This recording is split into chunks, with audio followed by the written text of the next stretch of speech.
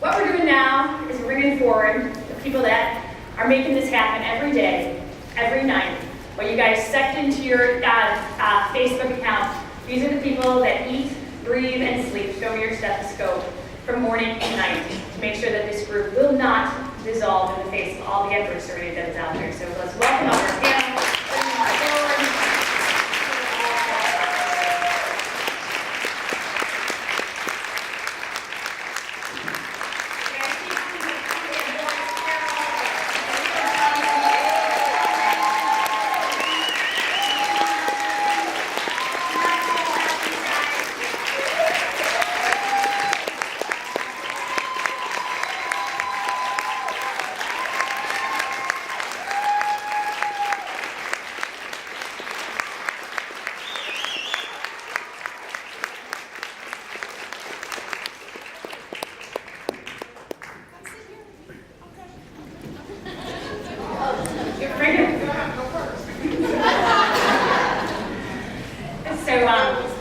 I think that the most important thing in anything that we do in nursing, it has to come down to the personal stories where we started. So we're going to take a quick, 30, 45 seconds each for each of these guys to introduce themselves to you, and then we're going to get to some pointed questions.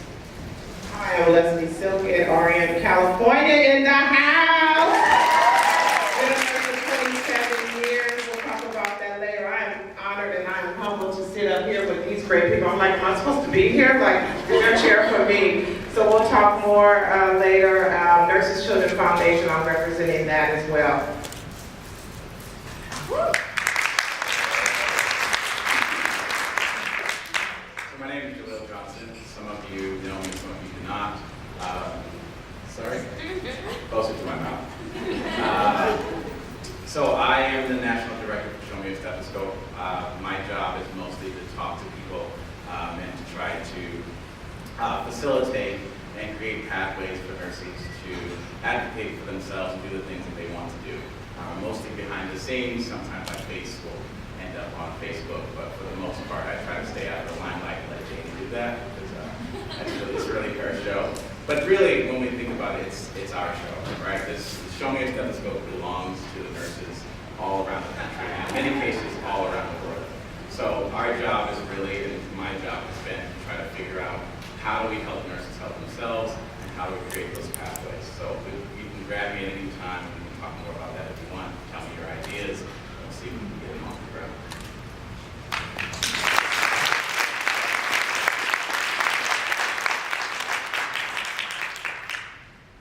Hi guys, welcome to Sugar Board. Again, I don't know how to say anything else, but it is my extreme pleasure to be here to be able to talk with all these people who I do not feel like I belong with, ever.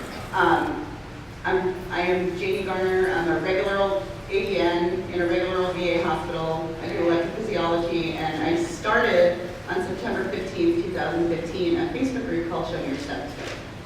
And it was swelled to 815,000 people, and we asked nurses what they wanted, and we found out that they wanted us to advocate for them. That's what they wanted, and my line when I talk about Show Me Your Stethoscope is that we want nurses to have a stable platform in which they can advocate for themselves. Okay? Because we can't advocate for all of you. You have to advocate for all of you. So that's who I am. I'm a mom, I'm a foster mom, I'm regular, still have a mortgage, and I am extremely glad to be able to be with you today. So thank you so much.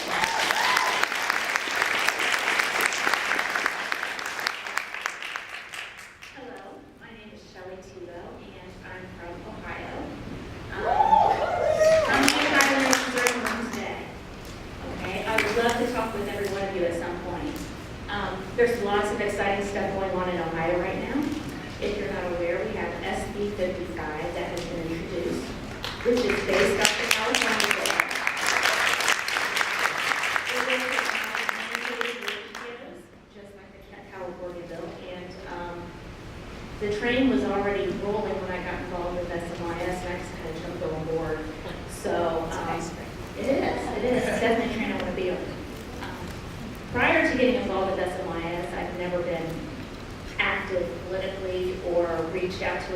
nursing organizations in the state. So this last year has really been a learning experience for me. Still trying to feel out the waters. And there's a lot of things that go on behind the scenes that you don't have any idea about unless you get involved and ask questions. I had no idea what the ONA's position was on mandated ratios until I asked. They did not support mandated ratios. So as a bedside nurse, to reach out to them and say, well, we want you to support these ratios, and working with them to get them to change their position has been kind of a mission that a lot of nurses in Ohio have been on for a long time. So one of the things that we had to do was to get in front of them and be able to speak with the people in charge of the board. So putting yourself in uncomfortable situations to create the change you want is something that we did. Me and another nurse who is here got ourselves invited to something that ONA puts on, that all the tickets were sold out. Once a year they do state day, nurses day at the State House. But, it's a pay-for-play kind of thing where you have to have a ticket to be there, and all the tickets were sold out. But we knew it would be a good opportunity for us to get there and speak with the board members and politicians about our views on staffing. So we got ourselves invited, not by ONA, but by a politician. That's why it's important to know your local reps. He invited us unofficially as his guest, and we were able to speak with the president of ONA, who told us in no uncertain terms that she did not support mandated ratios. But it also gave us the opportunity to have lunch with the CEO of ONA, and she was very much receptive to our ideas, and we are working on changing their position now and creating coalitions with other nursing organizations in Ohio, because you need numbers to get your bill passed. So that's something we've been working on.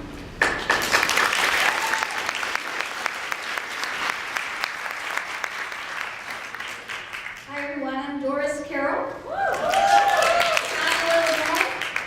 And I'm here today. I stumbled across Show Me Your Stethoscope back in September, I think. I think I joined within the first week. And I thought, oh my God, who are all these nurses? And I thought, I want to organize all of you. Because I am the current vice president of the Illinois Nurses Association. I also am vice president affiliate for the Illinois AFL-CIO. And I work full-time. I'm a mom to adopted children. And I was really angry when I first got started in Show Me Your Stethoscope. I wanted to make a difference because I was tired at my own hospital. Even though we've had a union for 30 years, we still struggle. We struggle all the time to make things right. I'm here with two good friends from our hospital, Eve Soto and Lori Christopher. Say hello. And where are they? Anyway, guys, I Show Me Your Stethoscope, and I'm also one of the original organizers of Nurses Take DC, along with Kathy Stokes, and we formed a union with Show Me Your Stethoscope to advocate for nurses and patient outcomes. And that's what I do every day. I am for patient safety, but how do you get there? You get there by nurse advocacy. So I am passionate. I need to be here. I need to make change because that's who I am. And I want you to be the same change agent. Thank you.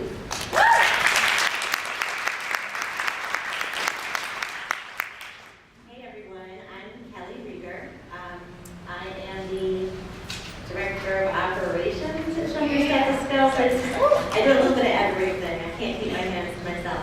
But I think I joined Show Me Your Stethoscope, I think it was day 2, that I stalked Jamie down and said, I need to be a part of this. This amazing, amazing experience. And it's been so fabulous to be a part of the journey as we've grown, our challenges, how we you make it work. You're a nurse, you're like MacGyver, you have to figure it out. And one of the things, I'm a nurse practitioner, so I'm not at the bedside anymore, but the reason that this is so important to me and the Nurses Take DC movement is that, of course, I have family members, I've been in the hospital, and I know what it's like. How many nurses leave their loved ones alone in the hospital when they get admitted? complex cancer like baseball cards. She's on her third cancer. She's fine, she's fabulous. They just keep taking out parts, it's just good. But her last admission, I knew the nurse manager, I knew her nurse, and I still wouldn't leave her alone because I knew I could hear the code going off down the hall. I could see, hey, your labs, nobody's looking at your web account. Let me just look at this. So it happens, and it's all of our loved ones, and it's so important. So anyway, thanks for coming.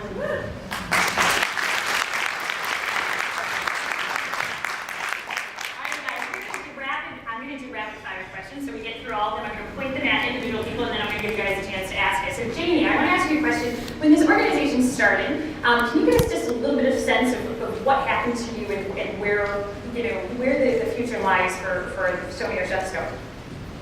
Show Me Your Stethoscope, while I always say it happened almost entirely by accident, that's only the Facebook group population that happened by accident. The rest of it has been pure hard work by over probably 75 volunteers, nearly full-time. And those are nurses and CNAs and MAs and NPs and doctors, and just like you, okay, all of them.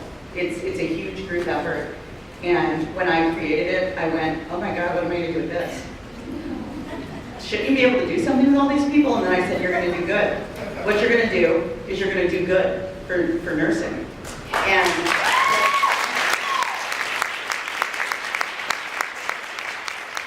that's what I think we have done. We've adopted Christmas families, we have taken care of people's emergencies, we have sent medical equipment to Bangladesh, we have done, we've fed an orphanage in Bangladesh for a month, we've sent people to Ghana.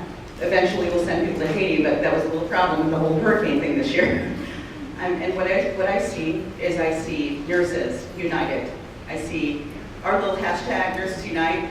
Okay, I see nurses united for good and for change within nursing and for good outside of nursing. That's what I see.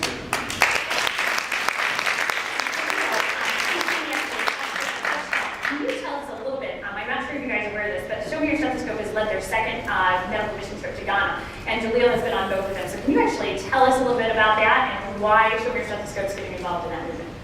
So early on, we keep circling back to how these initiatives are born. And they're born from the ideas and the wants and needs and the direction that the members give us, right? So when we asked early on what the nurses want to do, they said they want to go on mission trips, they want to travel, and we tried to figure out what kind of pathways we could put in place to help that happen. So we tried to go to Haiti. It was a terrible storm, we couldn't go. But we were able to go to Ghana. And one of the things that was really important to me and important to all the organizers is that we didn't just go to Ghana with a group of nurses, see some pretty sights, put some Band-Aids on some babies, and then go home and say, we did a great job. We wanted to have continuity of care. We wanted to establish a relationship in the region and actually be able to help the people make change for themselves, but also provide care they otherwise would not have. So that work, with help from the Ghanaian health staff, with their health minister, and as well as many nurses and other kind of assistants in Ghana, we were able to put together mission trips, go to Ghana, to provide primary nursing, primary medical care to people who otherwise would not have any care at all. So in the 2 trips that we've gone on, we've served around 2,000 people in the remote villages in the Volta region. And we're planning to go back in August and again in October. And the idea here is that we're going to continue to go to this region, and we're going to continue to support them and to help them to, not only with their medical care, but also with education and so forth and so on. The other thing that we want to do is we want to focus on, missions within our own country, right? So there are lots of U.S. citizens that need help just as well. So we want to start working on urban missions. So we're going to continue this international work, but we're going to also start to show up in your city, in your town, and try to help people that are in need. So look out for that.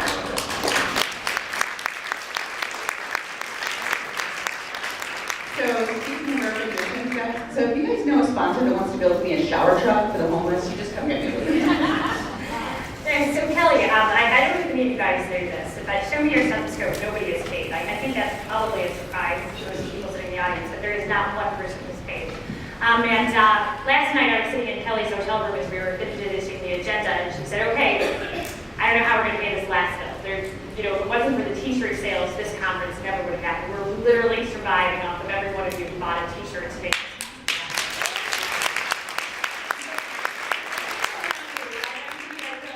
Kelly actually quit her job and has been working on this conference full time since the summer to make this happen.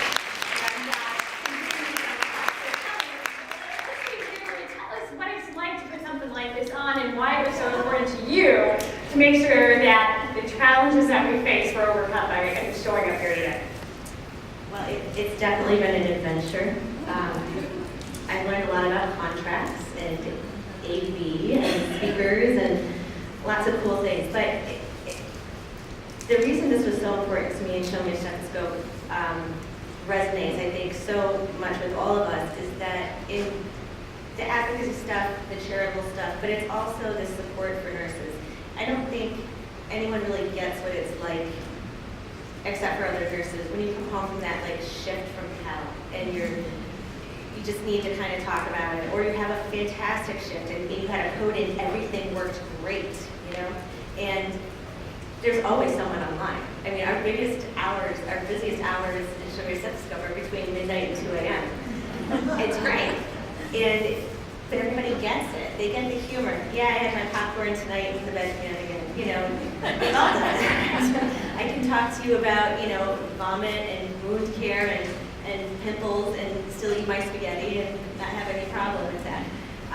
I should thank my husband actually for letting me stay home and work so much on this group, but it really has brought me back to that heart and soul of nursing that I've missed so much. You get so caught up in the paperwork and the rules and all this stuff that I feel like doing patient care you almost do for free. You just get paid for the other crap that you have to deal with. So anyway, this is my way to kind of really, it's just brought back so much affection and enjoyment to professions for me. And I met some amazing, amazing people. It was fantastic.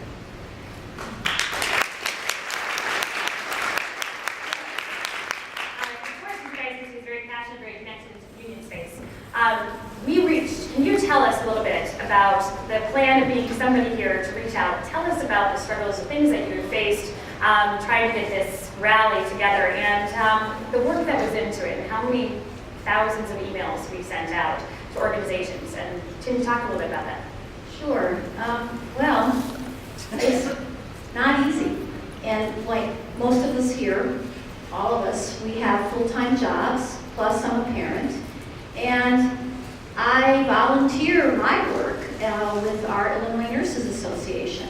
I'm not paid. I work full-time and then I volunteer. I go to nurses' new orientation and I do that on my lunch hour to talk about why the union is important.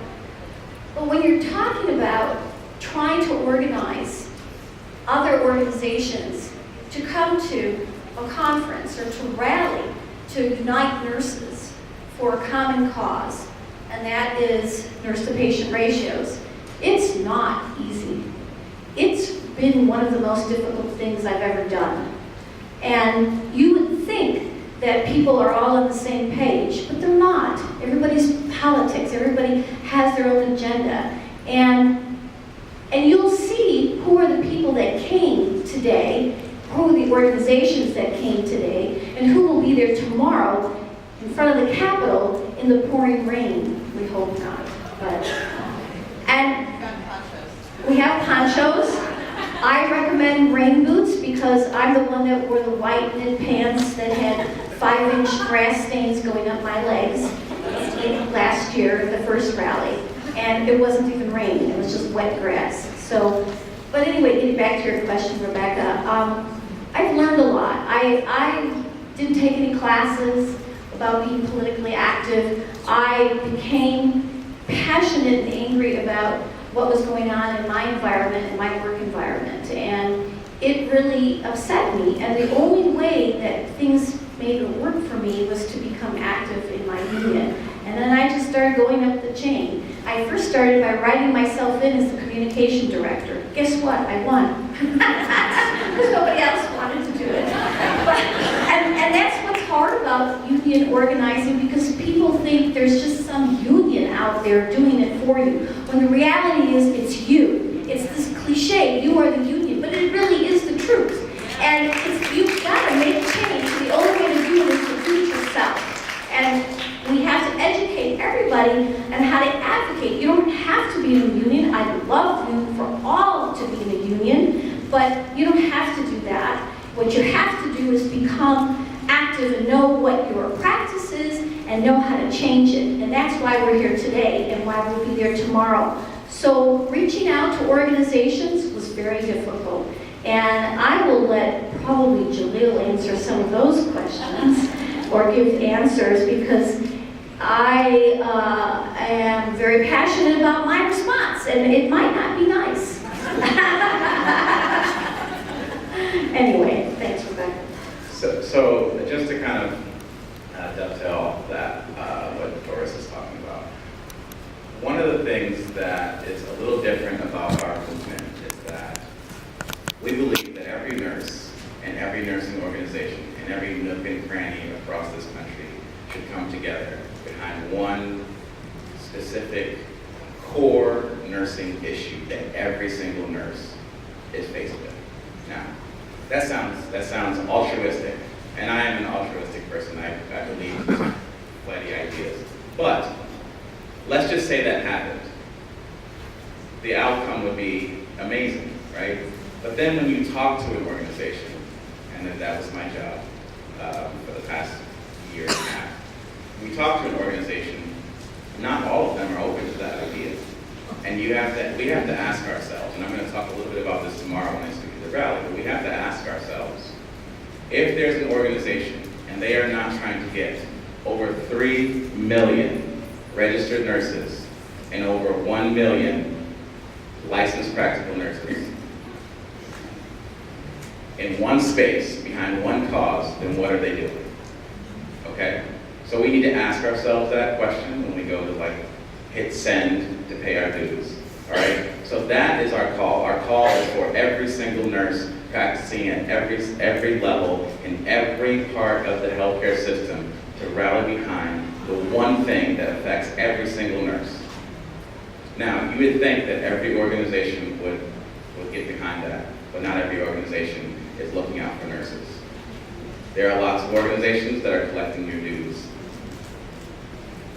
Okay? So I'm not against unions, and we're not going to get into partisan politics or any of that stuff. Okay, this is not pro or anti-union. This is about nurses. This is about patients, and we want to keep the focus there. There are people. I talk to people all across the country, and people say people have a lot of ideas. All right, and some of their ideas they take us away from this focus, and we say to them gently and kindly, I do anyway.